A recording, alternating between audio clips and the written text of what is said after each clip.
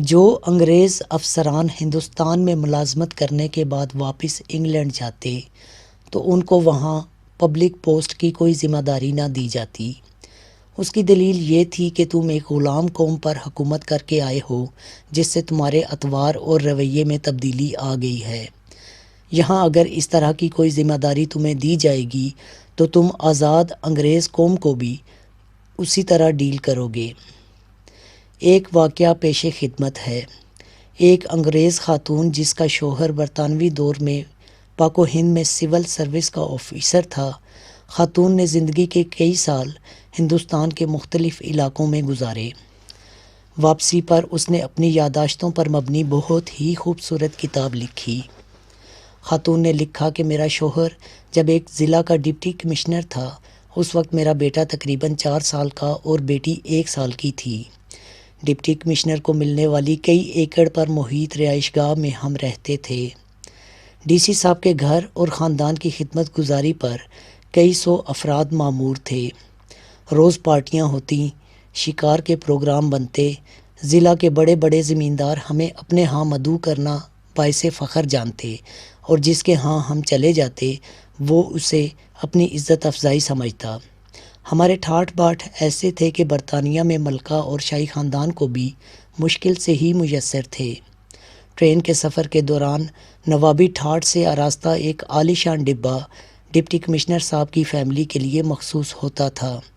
جب ہم ٹرین میں سوار ہوتے تو سفید لباس میں ملبوس ڈرائیور ہمارے سامنے دونوں ہاتھ باندھ کر کھڑا ہو جاتا اور سفر کے آغاز کی اجازت طلب کرتا۔ اجازت ملنے پر ہی ٹرین چلنا شروع ہوتی۔ ایک بار ایسا ہوا کہ ہم سفر کے لیے ٹرین میں بیٹھے تو روایت کے مطابق ڈرائیور نے حاضر ہو کر اجازت طلب کی۔ اس سے پہلے کہ میں بولتی میرا بیٹا بول اٹھا جس کا موڈ کسی وجہ سے خراب تھا۔ اس نے ڈرائیور سے کہا کہ ٹرین نہیں چلانی۔ ڈرائیور نے حکم بجا لاتے ہوئے کہا جو حکم چھوٹے صاحب۔ کچھ دیر بعد صورتحال یہ تھی کہ اسٹیشن ماسٹر سمیت پورا عملہ جمع ہو کر میرے 4 سالہ بیٹے سے درخواست کر رہا تھا، لیکن بیٹا ٹرین چلانے کی اجازت دینے کو تیار نہیں ہوا۔ بالآخر بڑی مشکل سے میں نے کئی چاکلیٹس دینے کے وعدے پر بیٹے سے ٹرین چلوانے کی اجازت دلائی تو سفر کا آغاز ہوا۔ چند ماہ بعد میں دوستوں اور رشتہ داروں سے ملنے واپس برطانیہ آئی۔ ہم بذریعہ بحری جہاز لندن پہنچے۔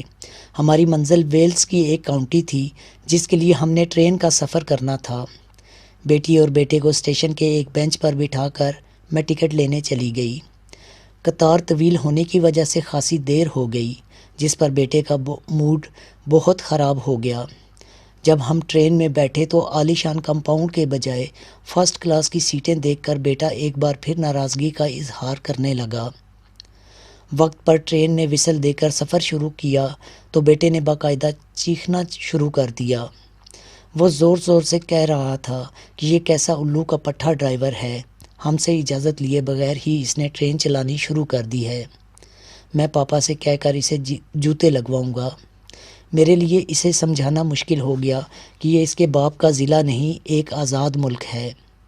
یہاں ڈپٹی کمشنر جیسے تیسرے درجہ کے سرکاری ملازم تو کیا، وزیر اعظم اور بادشاہ کو بھی یہ اختیار حاصل نہیں کہ اپنی انا کی تسکین کے لیے عوام کو خوار کر سکے۔ آج ہم نے انگریز کو تو ضرور نکالا ہے، البتہ غلامی کو دیش سے نہیں نکال سکے۔ یہاں آج بھی کئی سیاستدان اور اعلیٰ عہدوں پر بیٹھے سرکاری افسران صرف اپنی انا کی تسکین کے لیے عوام کو گھنٹوں سڑکوں پر ذلیل و خوار کرتے ہیں۔